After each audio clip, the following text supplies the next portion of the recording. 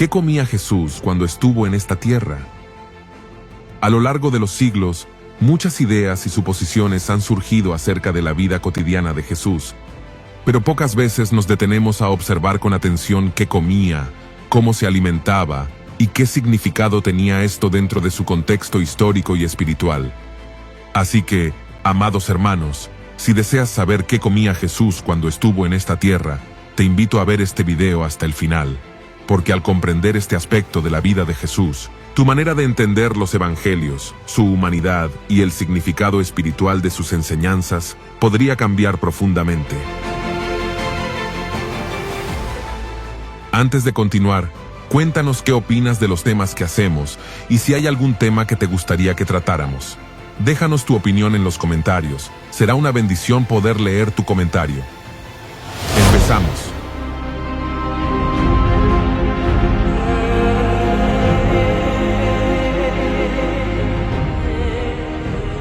Hablamos con frecuencia de Jesús, de su vida itinerante por los caminos de Galilea, de sus milagros que atraían multitudes, de sus enseñanzas revolucionarias sobre el amor, el perdón y el reino de Dios, de su muerte en la cruz como Salvador del mundo. Conocemos sus parábolas, sus controversias con los fariseos, sus encuentros con los enfermos y los pecadores. Pero muy poco hablamos de algo tan elemental como lo que comía. ¿Por qué debería importarnos la comida cotidiana del Salvador del mundo? Precisamente porque Jesús no fue un espíritu desencarnado ni un maestro abstracto flotando por encima de la realidad humana. Se hizo carne, vivió en un tiempo y lugar concreto, compartió las limitaciones y las alegrías de la existencia terrena, comió, bebió, sintió hambre en el desierto, se sentó a la mesa con amigos y enemigos. La comida, en la cultura judía del siglo I, no era solo combustible para el cuerpo. Era lugar de comunión, signo de identidad religiosa, expresión de hospitalidad y, sobre todo, vehículo de enseñanza espiritual. Cuando Jesús dice, «Yo soy el pan de vida», o parte el pan en la última cena, no está usando metáforas vacías. Habla desde la experiencia diaria de un hombre que cada día mojaba su pan en aceite de oliva o compartía pescado asado con sus discípulos. Conocer qué comía Jesús nos permite acercarnos a su humanidad plena, entender mejor sus gestos y palabras, y descubrir cómo lo más ordinario, un trozo de pan, un sorbo de vino, se convirtió en signo del reino que anunciaba. Amados hermanos, para reconstruir esa mesa con rigor histórico debemos situarnos en el contexto preciso del judaísmo. Jesús vivió en Judea y Galilea durante el siglo I de nuestra era, regiones del mundo judío bajo el dominio del Imperio Romano, dentro de una sociedad agraria, preindustrial y profundamente desigual.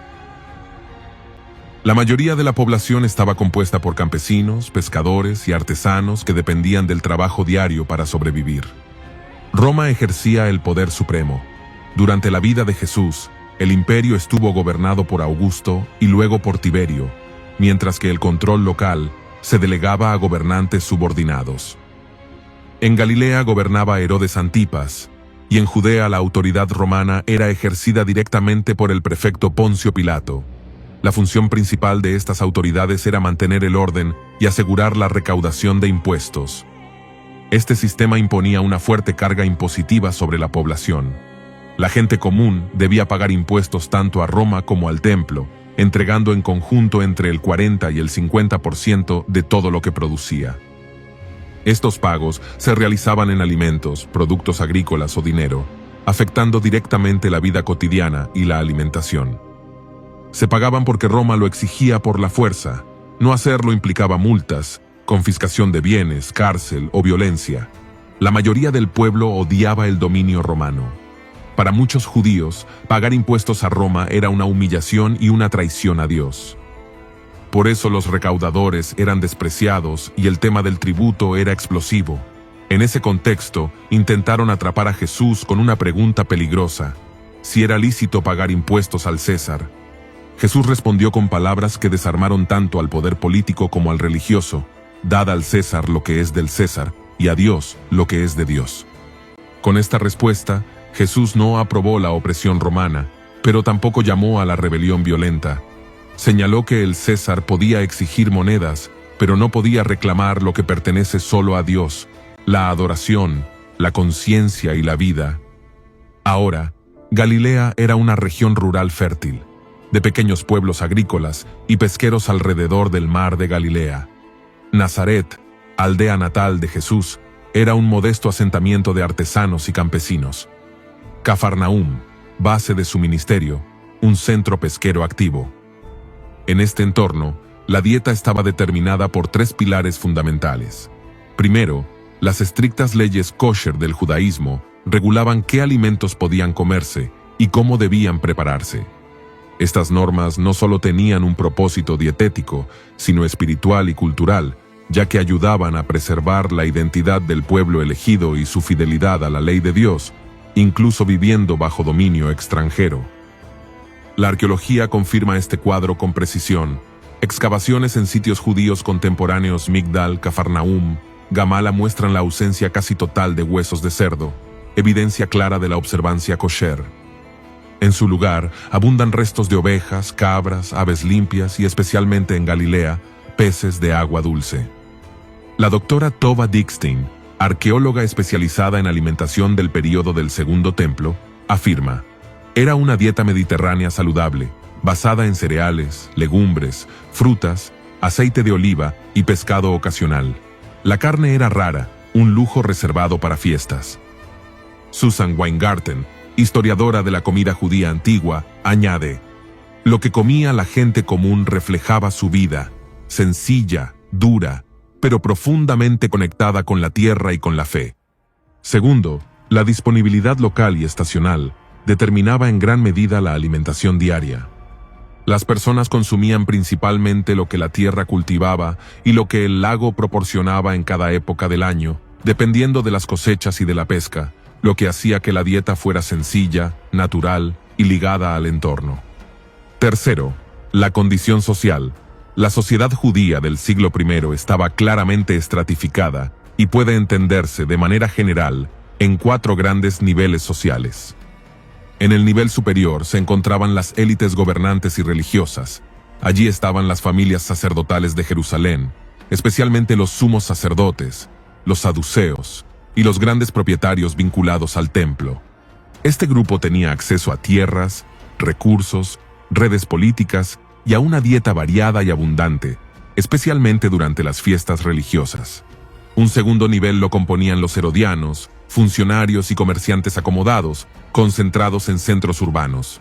No eran la mayoría, pero gozaban de estabilidad económica y acceso regular a carne, vino y productos importados. El tercer nivel, donde se ubicaba la gran mayoría de la población, estaba formado por campesinos, pescadores, artesanos y jornaleros. Aquí es donde encaja Jesús. Este grupo vivía del trabajo diario, con ingresos inestables y una dieta limitada a lo esencial. Finalmente, en el nivel más bajo se encontraban los pobres extremos, viudas, mendigos, enfermos crónicos y marginados, cuya alimentación dependía muchas veces de la caridad. Los evangelios presentan a Jesús como hijo de un artesano y como alguien que compartió la vida cotidiana de campesinos, pescadores y trabajadores manuales. No aparece vinculado a tierras, comercio ni poder económico.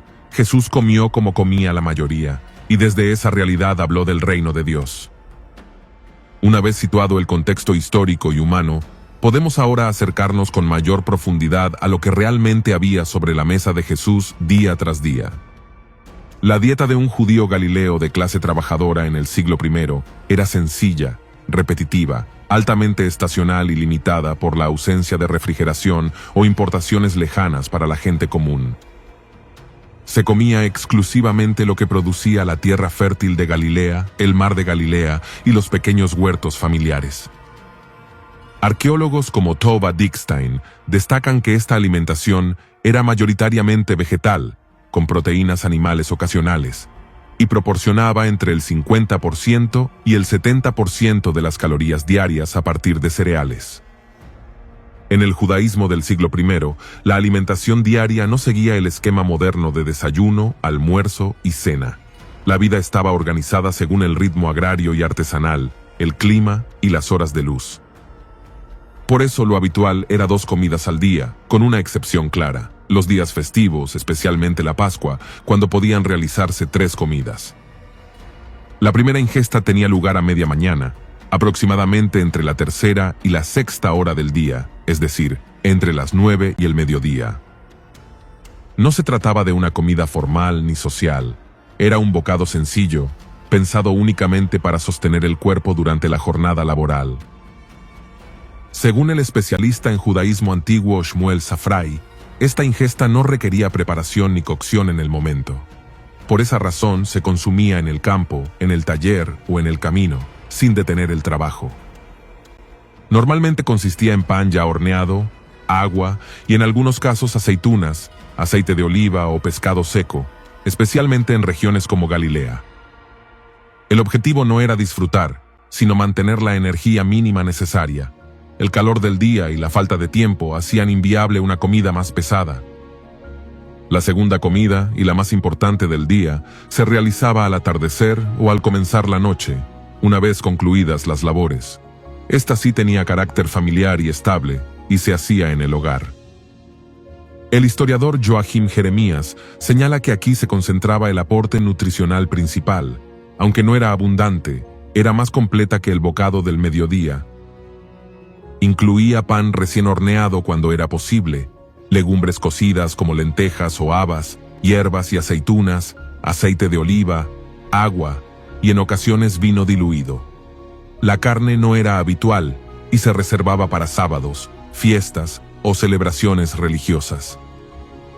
En días festivos, como mencionamos, y de manera especial durante la Pascua, la estructura podía ampliarse a 3 comidas. A la ingesta ligera de la mañana y a la comida del atardecer se añadía una comida ceremonial nocturna, más extensa y cargada de significado religioso. En la Pascua, esta comida incluía los alimentos rituales, el relato del Éxodo y un ambiente claramente comunitario y espiritual. Esta forma de alimentación encaja plenamente con la vida de Jesús. Como niño y adolescente, se adaptó al ritmo laboral del hogar. Como artesano, trabajó largas horas antes de comer algo consistente. Y como maestro itinerante, muchas veces dependió de la hospitalidad para participar en la comida nocturna. Su experiencia cotidiana fue la de una vida sobria, sencilla y ordenada, propia del judaísmo del siglo I. El alimento absoluto protagonista era el pan, que se consumía en prácticamente todas las comidas. Para familias como la de Jesús en Nazaret, artesanos de clase baja, el pan se elaboraba principalmente con cebada, el cereal más barato, resistente a la sequía y abundante. El trigo, especialmente variedades antiguas como emmer o espelta, era considerado superior, más ligero y digestible, pero era un lujo reservado para los más acomodados o para ocasiones especiales. El pan de cebada era plano, grueso, denso y frecuentemente contenía pequeñas partículas de piedra provenientes de los molinos manuales de basalto, lo que provocaba un desgaste dental severo, como revelan los esqueletos excavados en sitios del siglo I. Cada hogar o grupo familiar contaba con un horno de barro cilíndrico, tabún. Las mujeres amasaban por la mañana con harina, agua, sal y un poco de levadura natural, masa madre, dejaban leudar ligeramente la masa y horneaban panes redondos suficientes para varios días. El pan se partía con las manos, nunca se cortaba con cuchillo y se usaba como cuchara para recoger guisos o mojar en aceite. En los milagros de la multiplicación, los panes eran precisamente estos pequeños panes de cebada, el alimento básico de los pobres. El aceite de oliva era el condimento rey y multipropósito. Galilea estaba cubierta de olivos milenarios. Prensas de aceite se han hallado en numerosas excavaciones. El aceite virgen servía para mojar el pan, cocinar, conservar alimentos, como aceitunas o queso, iluminar lámparas y hasta como ungüento medicinal. Un desayuno típico de un trabajador podía consistir simplemente en pan mojado en aceite con hierbas silvestres y sal, una comida rápida y energética para iniciar la jornada laboral. Las frutas completaban la base calórica y vitamínica: higos, frescos en verano, secos en tortas compactas para el invierno, dátiles, de palmeras en el Valle del Jordán, granadas, uvas, frescas o convertidas en pasas, y ocasionalmente almendras o pistachos en años de buena cosecha. La Biblia menciona frecuentemente estos frutos como parte de las 7 especies benditas de la tierra prometida según Deuteronomio capítulo 8, verso 8. Las legumbres eran la principal fuente de proteína vegetal. Lentejas, el guiso favorito en relatos bíblicos, garbanzos, habas, guisantes y ocasionalmente alubias. Se preparaban en guisos espesos con ajo, cebolla, puerros, leeks y hierbas silvestres recolectadas en el campo: hisopo, menta, eneldo, comino, coriandro. Estos guisos, precursores del cholent posterior, se dejaban cocer lentamente y permanecían calientes desde el viernes por la tarde para respetar el sábado ideal para la comida principal del día de reposo. En Galilea, el pescado era un complemento proteico habitual y accesible gracias al mar de Galilea, lago Kinneret. Especies comunes incluían tilapia, el famoso pez de Pedro, carpa, sardinas y barbillos. Se asaban frescos en brasas junto al lago o se conservaban en salmuera para viajes o exportación. Las excavaciones en Migdal, la antigua Taricheae, ciudad del pescado salado, han revelado un complejo industrial con grandes estanques de salazón y miles de huesos de pescado kosher, confirmando que esta era una industria clave.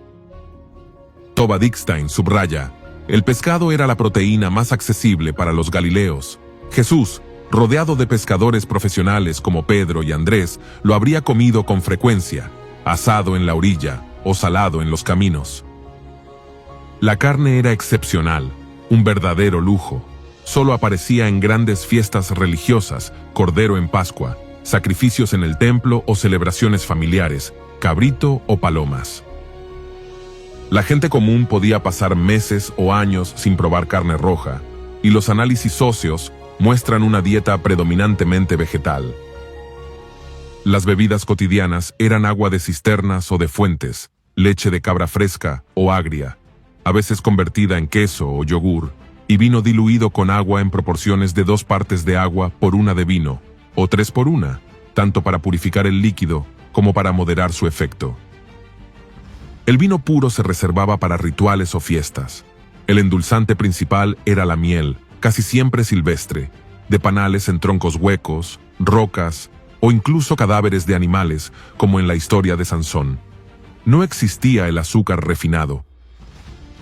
La miel se usaba con moderación para endulzar o medicinalmente, y simbolizaba abundancia divina, la tierra que emana leche y miel. Esta mesa humilde, repetitiva y estrictamente kosher, con solo 2 comidas principales diarias, era la que Jesús compartía con sus discípulos en los caminos polvorientos, en las casas donde era invitado y con las multitudes que lo seguían. Alimentos tan ordinarios como el pan de cebada, el pescado del lago o el vino diluido se convertirían, en sus manos, en signos eternos del reino. Ahora bien, Jesús no anuncia un reino ajeno a la vida del pueblo. Toma los alimentos que sostenían la existencia diaria de los galileos pobres y los convierte en lenguaje revelatorio del reino de Dios. No se trata de un reino abstracto ni desencarnado, sino de un reino que irrumpe allí donde la vida es más frágil, en la escasez, en la inseguridad alimentaria y en la mesa de quienes apenas tienen lo suficiente. Esto también nos ayuda a comprender qué comía Jesús, porque su enseñanza nace de una experiencia real de la vida cotidiana, compartiendo el mismo pan sencillo, los mismos alimentos básicos y las mismas limitaciones del pueblo al que anunciaba el reino. Esta elección no es casual. Jesús no recurre a alimentos exóticos ni a los manjares que caracterizaban los banquetes de Herodes Antipas o de las familias sacerdotales saduceas en Jerusalén. No hay carnes selectas ni vinos añejos. Elige, de manera deliberada, lo que cualquier campesino, pescador o artesano llevaba consigo: pan duro de cebada, pescado salado, un sorbo de vino mezclado con agua. Al hacerlo, declara que el reino no espera condiciones ideales para manifestarse. Irrumpe en lo ordinario, en la pobreza real de su pueblo. El pan y el pescado dominan los 2 grandes milagros de la multiplicación, los únicos relatos milagrosos aparte de la resurrección que aparecen en los 4 evangelios. Este hecho subraya su centralidad teológica y su alta probabilidad histórica dentro de la memoria más antigua del movimiento de Jesús. El primer episodio se sitúa en una región desierta cerca del mar de Galilea. Una multitud numerosa sigue a Jesús tras escuchar sus enseñanzas. El texto menciona 5.000 hombres, sin contar mujeres y niños, lo que sugiere un número total muy superior. Al caer la tarde, los discípulos expresan una preocupación concreta: no hay comida suficiente. Proponen una solución pragmática: despedir a la multitud para que compre alimento en las aldeas cercanas. Jesús responde no con un discurso, sino con una acción. Toma lo poco disponible, 5 panes y 2 peces, ofrecidos por un niño, según la tradición del Evangelio de Juan.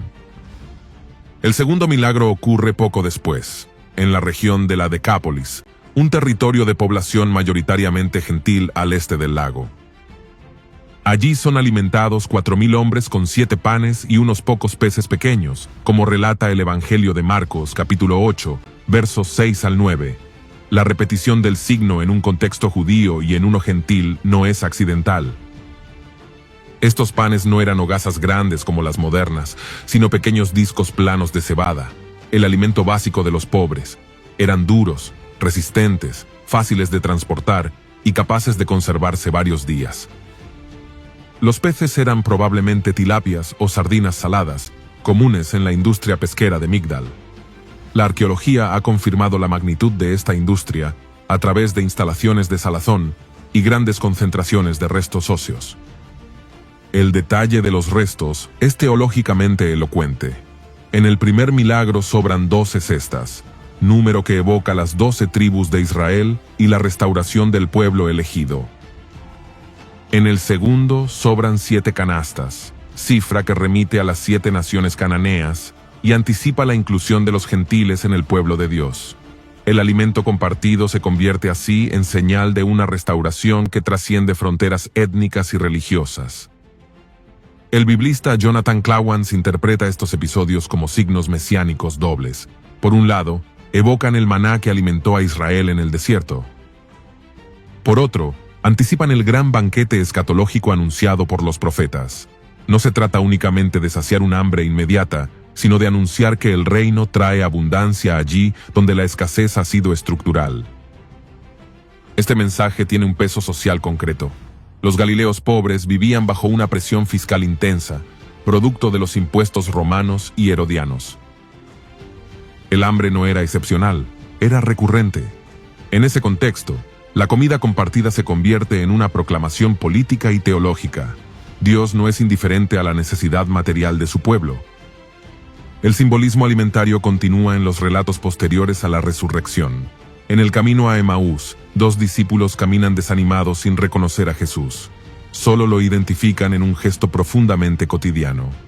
Lucas, capítulo 24, versos 30 al 31, describe cómo al sentarse a la mesa, Jesús toma el pan, lo bendice, lo parte y lo da. Entonces se les abren los ojos. El gesto que cualquier padre judío realizaba en la comida nocturna se convierte en epifanía. El reconocimiento ocurre en la mesa, no en el discurso. Algo similar sucede a orillas del mar de Galilea.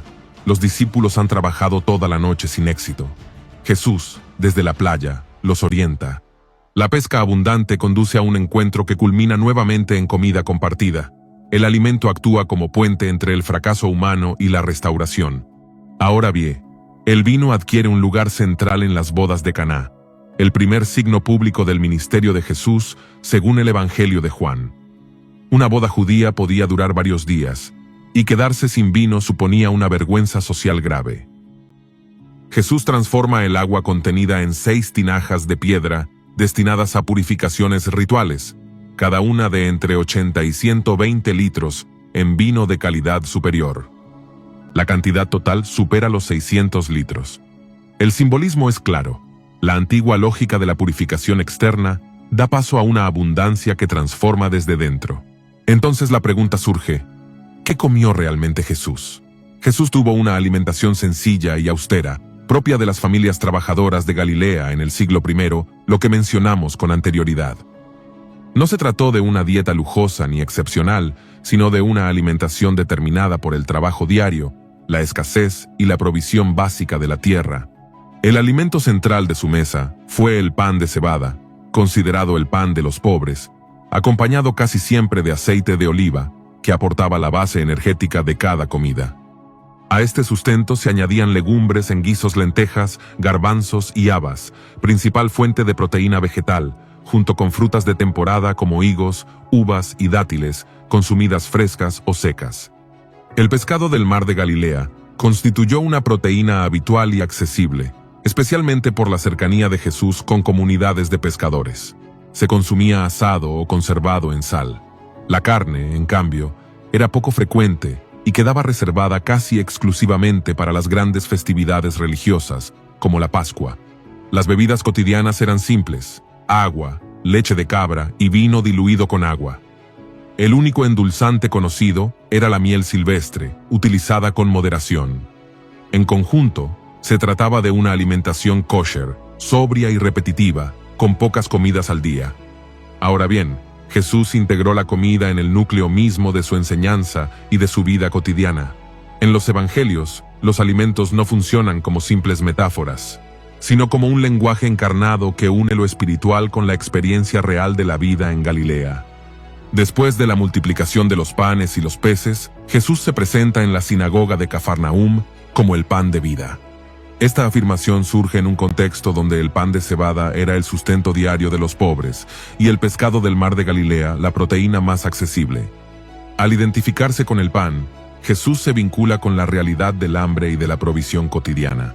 Al multiplicar los peces, confirma que el reino de Dios se manifiesta también en el cuidado concreto del cuerpo. El mismo equilibrio aparece en el relato de las tentaciones. Tras 40 días de ayuno en el desierto, Jesús rechaza convertir piedras en pan y cita Deuteronomio para afirmar que el ser humano no vive solo de pan. No niega la necesidad del alimento, sino que lo sitúa en su justa dimensión. El pan, el pescado y todo sustento son dones de Dios, no fines absolutos. Las parábolas de Jesús están saturadas de imágenes alimentarias y agrícolas.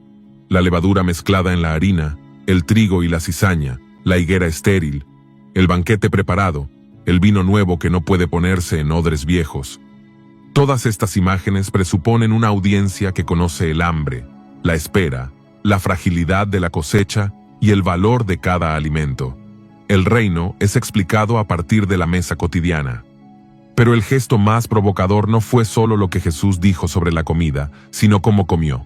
Practicó una comensalía abierta, compartiendo pan, pescado y vino con publicanos, pecadores, marginados y también con fariseos.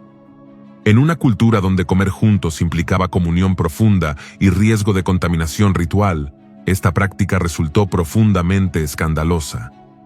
A diferencia de los esenios de Qumrán, que regulaban estrictamente quién podía participar de la mesa comunitaria, Jesús invirtió la lógica dominante. Su santidad no se protegía evitando el contacto, sino que se comunicaba a través de él. Comer con los excluidos no lo contaminaba, los restauraba y los reintegraba. Cada comida con pan partido, peces compartidos y vino circulando, se convertía en una parábola viva del reino de Dios. La arqueología confirma este trasfondo histórico. En Cafarnaúm se han hallado mesas bajas de basalto, bancos de comedor y utensilios domésticos que coinciden con las descripciones evangélicas. Jesús no enseñaba desde la distancia, sino reclinado a la mesa, con los alimentos delante, la conversación abierta y la vida compartida. Así, para Jesús, la mesa fue un espacio pedagógico, teológico y social de primer orden. En el pan, en los peces, en el vino y en todos los alimentos cotidianos, el reino de Dios no solo fue anunciado, sino hecho visible, cercano y profundamente humano. Después de recorrer la vida pública de Jesús a través de la comida cotidiana, el pan del pobre, el pescado del lago, el vino compartido al final del día, los evangelios presentan la Santa Cena no como un episodio aislado, sino como la culminación narrativa y teológica de todo su ministerio. No es un gesto repentino ni un rito desconectado, sino el punto donde toda una vida de mesa compartida alcanza su sentido definitivo. En el judaísmo del siglo I, la Pascua no era una comida simbólica abstracta, sino una cena profundamente encarnada en la historia y en el cuerpo. Pan sin levadura, vino, hierbas amargas, memoria del éxodo y esperanza de liberación. Era una comida que miraba al pasado, al presente y al futuro al mismo tiempo. Jesús se inserta conscientemente en esa tradición y la lleva a su plenitud. Los evangelios sinópticos, Mateo, Marcos y Lucas, sitúan explícitamente la Santa Cena dentro del marco pascual. Marcos precisa que ocurre cuando sacrificaban el Cordero de la Pascua. Mateo subraya que Jesús se sienta a la mesa con los 12. Nada es casual. Los mismos evangelios que han mostrado a Jesús comiendo con publicanos, pecadores y multitudes, ahora lo muestran cerrando su camino en una mesa. La mesa ha sido su espacio pedagógico durante años. Ahora se convierte en su testamento. Lucas, más que ningún otro evangelista, construye un hilo continuo entre Jesús y la comida. Jesús come en casas de fariseos, en la casa de Leví, en la de Zaqueo, en los caminos con sus discípulos y finalmente en la Santa Cena. Para Lucas, la identidad de Jesús se revela al partir el pan. Por eso, después de la resurrección, los discípulos de Emaús no lo reconocen por la voz, ni por la explicación bíblica, sino cuando tomó el pan, lo bendijo, lo partió y se lo dio. Es exactamente el mismo lenguaje usado para describir la multiplicación de los panes y la última cena. Lucas quiere que el lector comprenda que es el mismo gesto, repetido a lo largo de toda su vida. Marcos, el evangelio más sobrio y directo, presenta la Santa Cena sin adornos, pan, vino, palabras breves. Pero ese minimalismo está cargado de sentido porque Marcos ya ha mostrado a Jesús multiplicando pan en el desierto, comiendo con los marginados y siendo acusado de comilón y bebedor. La última cena no contradice esa imagen, la confirma. El Jesús que compartió el pan con los pobres ahora se entrega como pan. Mateo, escribiendo para una audiencia judía, conecta la Santa Cena con la historia de Israel. El mismo evangelio que presenta a Jesús como el nuevo Moisés, el que enseña en el monte y alimenta al pueblo en el desierto, lo muestra ahora reinterpretando la Pascua. El pan y el vino no reemplazan la vida cotidiana de Israel, la llevan a su cumplimiento. El pan que Israel comió por generaciones encuentra ahora su significado pleno. Juan, por su parte, adopta un enfoque distinto. No narra la institución formal del pan y el vino en la última cena, pero no porque la ignore, sino porque ya la ha explicado a lo largo de todo su evangelio. Coloca el discurso del pan de vida en Cafarnaúm, inmediatamente después de la multiplicación de los panes. Allí Jesús afirma que Él es el pan verdadero que desciende del cielo. Cuando llega la última cena, Juan ya no necesita repetir el gesto, el lector ya comprende. Por eso Juan se concentra en el lavamiento de los pies. El mismo Jesús que partió el pan ahora se inclina a servir. En Juan, comida y servicio son inseparables. Incluso el hecho de que la Santa Cena ocurra de noche encaja con esta lógica. La noche, en los evangelios, es el tiempo de la decisión, del silencio y de la revelación profunda. Durante el día, Jesús enseña a las multitudes. De noche, se entrega a los suyos. La cena pertenece al ámbito de la intimidad, no del espectáculo. Es coherente con toda su práctica. Los milagros de comida nacen de la compasión, no del exhibicionismo. En los evangelios, Jesús nunca convierte la comida en lujo. Nunca utiliza alimentos de palacio. Nunca elige la mesa de Herodes para revelar el reino. Siempre parte pan humilde.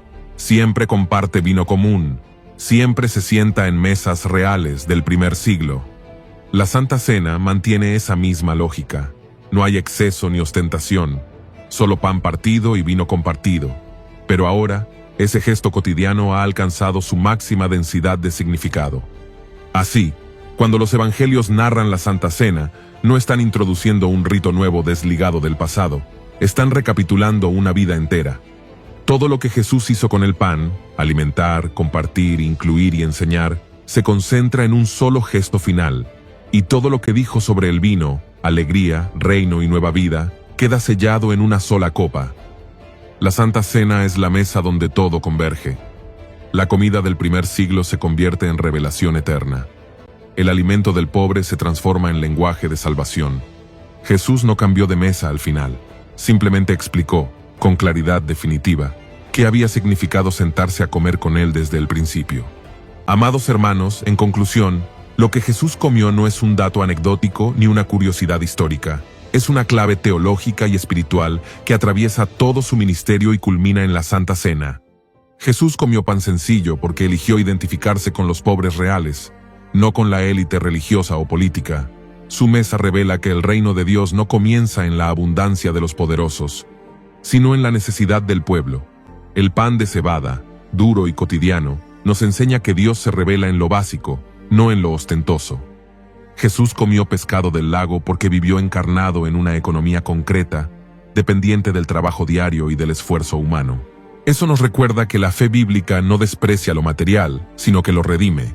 El trabajo, el alimento y la mesa forman parte del plan de Dios. Jesús bebió vino diluido porque compartió la alegría posible dentro de límites reales.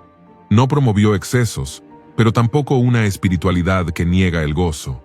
Su mesa enseña equilibrio, sobriedad sin tristeza, celebración sin corrupción. Jesús comió con pecadores porque la santidad del reino no se protege aislándose, sino transformando. En sus comidas, aprendemos que la gracia no teme contaminarse, porque su poder es purificador. La mesa de Jesús redefine quién pertenece y quién es llamado. Jesús eligió la cena porque la vida compartida se revela cuando el trabajo termina y las personas se sientan juntas. La noche, el pan partido, la copa compartida enseñan que la fe se vive en comunión, memoria y entrega mutua. Lo que Jesús comió nos enseña que Dios se hace presente en lo ordinario, que el reino comienza en mesas humildes, que la fe verdadera se vive compartiendo, que el pan cotidiano puede convertirse en revelación eterna. Jesús no predicó el reino desde palacios ni desde banquetes de lujo, lo anunció comiendo como comía el pueblo, y desde esa mesa sencilla cambió el significado del pan, del vino y de la vida misma. Así llegamos al final de este video. Gracias de todo corazón por haberme acompañado hasta el final. Si este contenido fue de bendición, apóyanos dándole me gusta y suscribiéndote al canal. Nos reencontramos en el próximo video. Dios les bendiga.